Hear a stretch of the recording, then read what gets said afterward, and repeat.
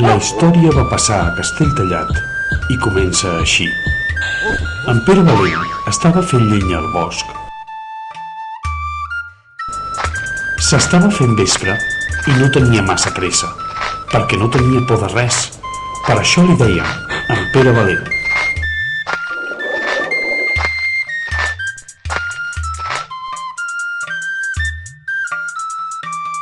Se n'anava a casa tranquil·lament.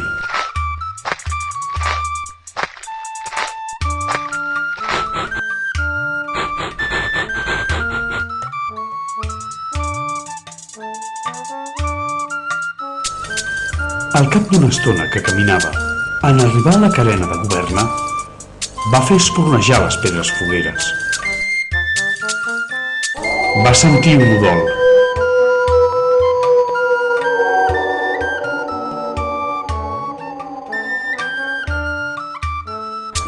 Al seu davant tenia un llop.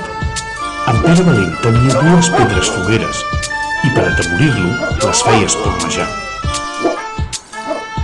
En Pere Valent va cridar a la gossa del mas de Governa. «Lleona! Lleona!», cridava en Pere Valent.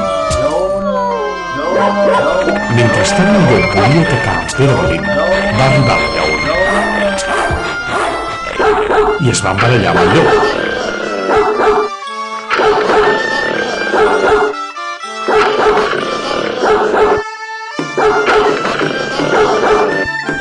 Es varen perseguir una bona estona per la serra de Castelltallat.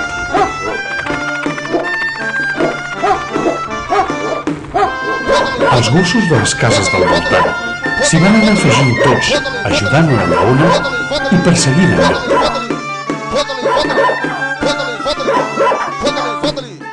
Tots a una varen atacar el llop fins deixar-lo espantat i acovardit.